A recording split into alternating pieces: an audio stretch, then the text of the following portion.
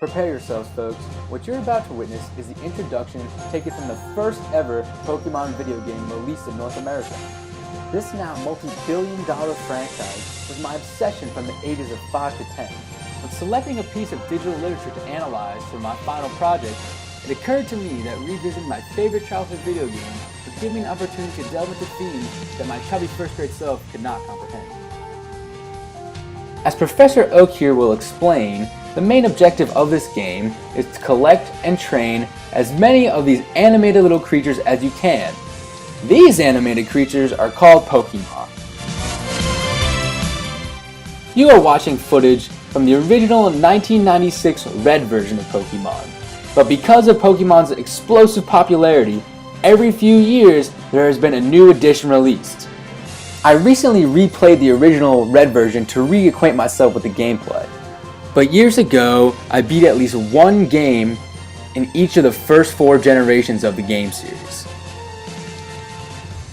Although there are clear differences between graphics and character design throughout the years, there are many themes that remain consistent throughout each Pokemon video game.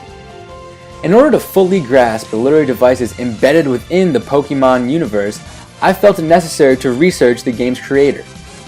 This man is Satoshi Tajiri. Can you tell he was the one who came up with Pokemon? As a boy, Tajiri developed a love for nature, and collecting insects became a passion of his. In fact, this video game genius was quoted in Time magazine saying, "Insects fascinated me. Every new insect was a wonderful mystery, and as I searched for more, I would find more. If I put my hand in a river, I would get a crayfish. Put a stick underwater, make a hole, look for bubbles, and there were more creatures." This part of Tajiri's life had a massive impact on the Pokemon game series.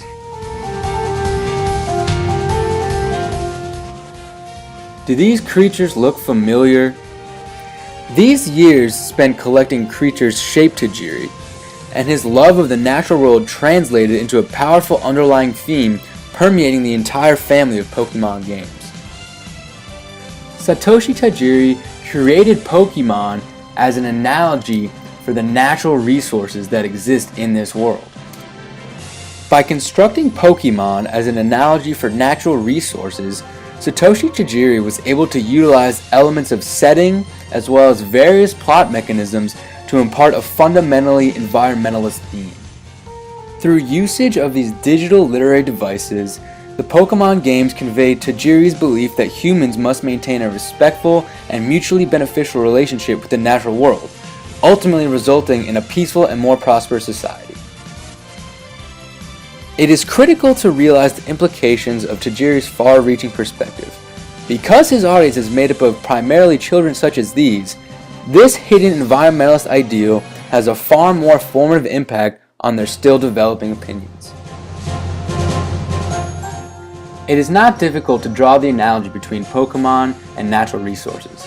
In fact, most Pokemon have some relation to nature. While the majority of Pokemon can somehow be related to nature, there are certain types of Pokemon that can even control the Earth's forces.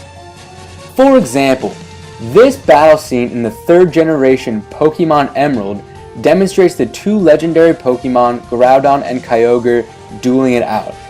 During this fight, Kyogre is able to summon forces of rain and weather, while Groudon is able to summon forces of magma and earth to rise up underneath him.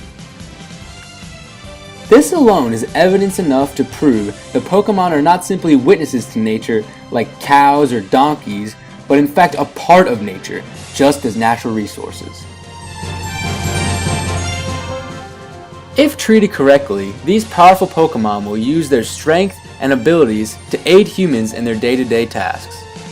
In order to emphasize this mutually beneficial relationship, Satoshi Tajiri has included a few special moves in the games that Pokemon may use to aid their trainers throughout their day-to-day activities. However, the Pokemon can only use these moves once their trainers have helped them achieve a certain strength level. Once we account for Tajiri's analogy of Pokemon to natural resources, then we must look at setting as a critical vehicle to convey environmentalist themes throughout all the Pokemon games.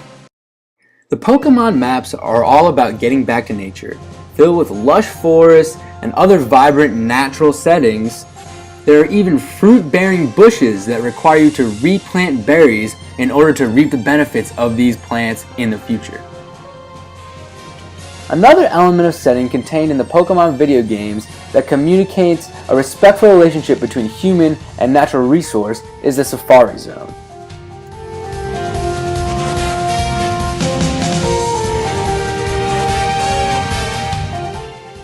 Due to the rare nature of the Pokemon contained within the Safari Zone, rules are strict. You are not allowed to use your own Pokemon in an attempt to harm the other Pokemon in the Safari Zone, and additionally, you can only use the Pokeballs given to you by Safari Zone Rangers.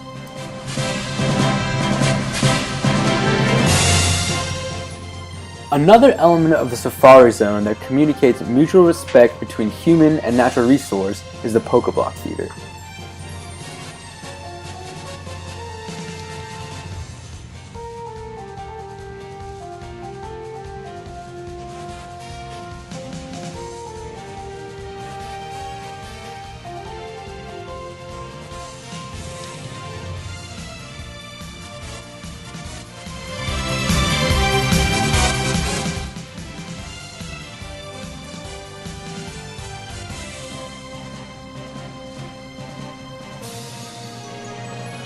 Children who see a wind-powered electricity plant inserted into gameplay become unconsciously more aware of this renewable energy source.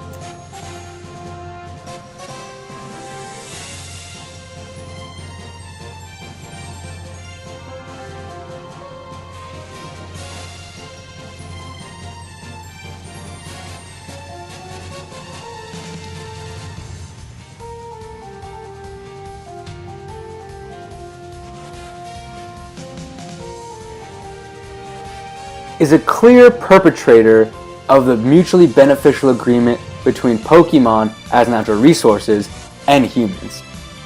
In fact, Team Rocket's oath is steal Pokemon for profit, exploit Pokemon for profit, all Pokemon exist for the glory of Team Rocket. Team Rocket's exploitation of Pokemon as natural resources has never been more evident than in the second generation. Team Rocket members try to exploit the Pokemon Slowpoke by cutting off their tail and selling them as a delicacy food product for a high profit.